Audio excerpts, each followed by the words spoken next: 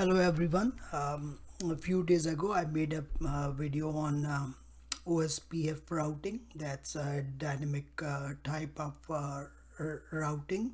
So in that video I configured a set of routers. They were like 4 routers, and in a single area called area 0, and then I ignored the other areas.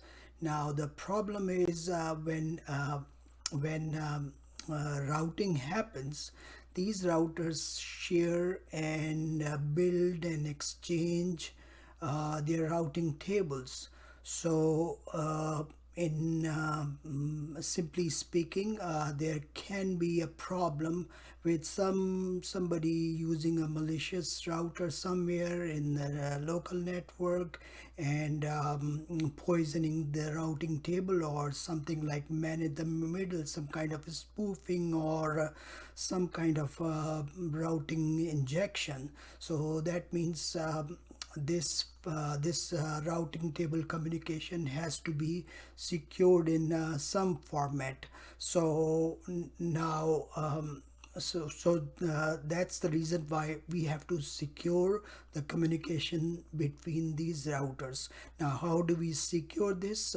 We can use encryption, or we can even use hashing, so that these routers know each other from using the same hashing mechanism, and they share the information, they share the routing tables, and whenever they get the updates, they get them in hash form, and then communicate with each other.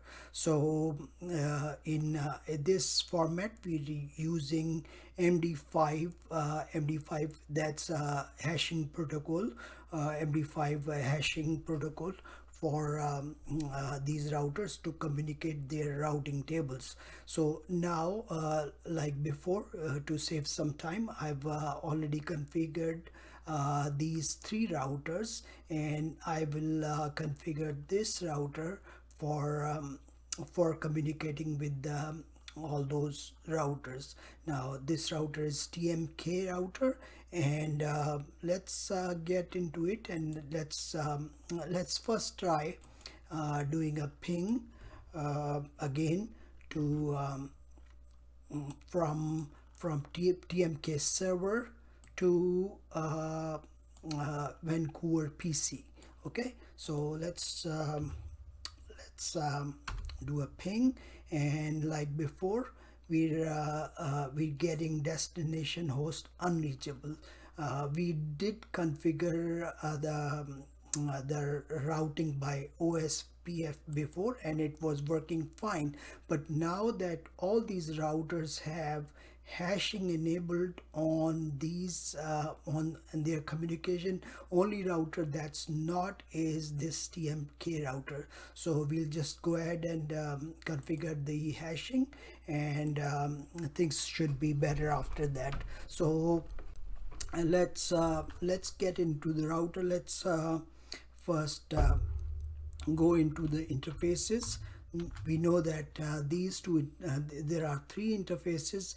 These two are exchanging the routing information, but this is not. So we have to make sure that this and this will be hashed, and this interface, which is an Ethernet interface, fast Ethernet interface, this interface will not send any updates, so that nobody can connect here with this switch and do any routing poisoning or injection or any kind of man in the middle attack or anything like that. So let's just get into the interfaces. Let's go to interface s 1/0. Okay, let's go, sorry, interface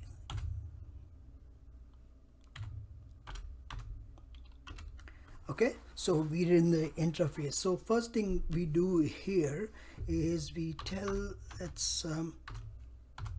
let me just enter the command, and then I'll explain what's happening here. Okay, what we'd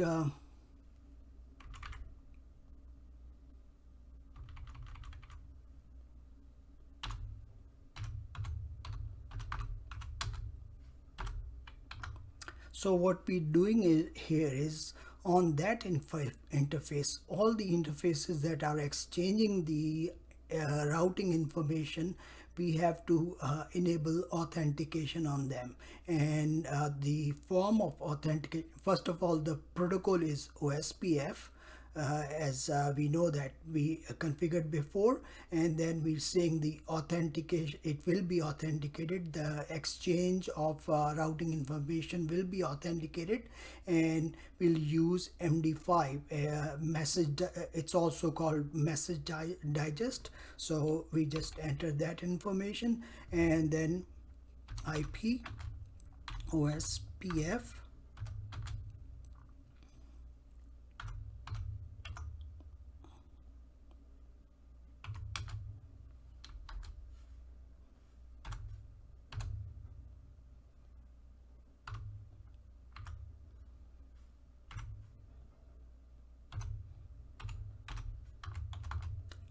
Now here what I'm doing is I'm telling this interface that OSPF is the routing protocol, dynamic routing protocol, and the message key. Now we can have several keys. So the first message key is of the md5 format, and it's the key is MD. This can be any word. So we're using md5 pass as the password or passphrase, you may call it. So we entered that, and we exit out of this interface, and we can go to the next one. We just did so S0, and now we're doing S1011. So let's just do the same thing here, right, and give it the same password, right. And now the other thing that we do is we go to that Ethernet interface, right. So let's go, sorry, it's zero interface. Let's go into that interface. Now we just configured the router, and it already made the neighborship, it already started the exchange of routing information, right. So these routers were already configured. We just configured this, and it started communicating with each other. Now this one, the fast Ethernet interface, it's not exchanging any information, any routing information. So what we do here is, if we look at this,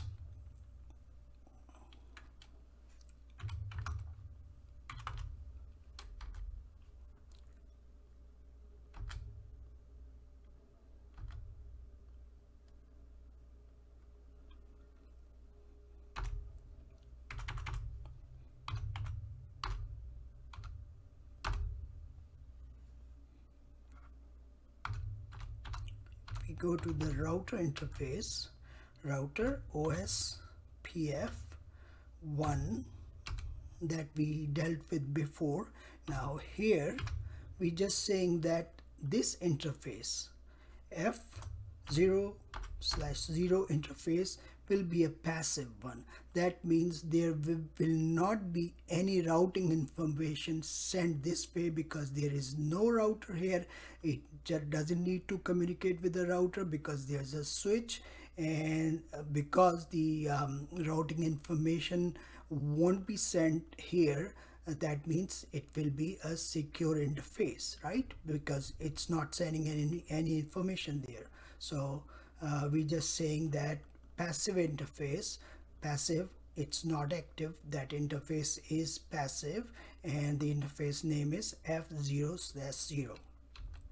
Okay, so this is done. So let's just do a write here, and let's try pinging back again. Now, main thing to understand here is these routers were already configured with key and md5 information. I just configured this one. That means the exchange of routing information has started. So all the for say 192.168, this will send to this one, this will send to this one, so all will share their routing information. So let's go back here and let's try pinging again, and that should work.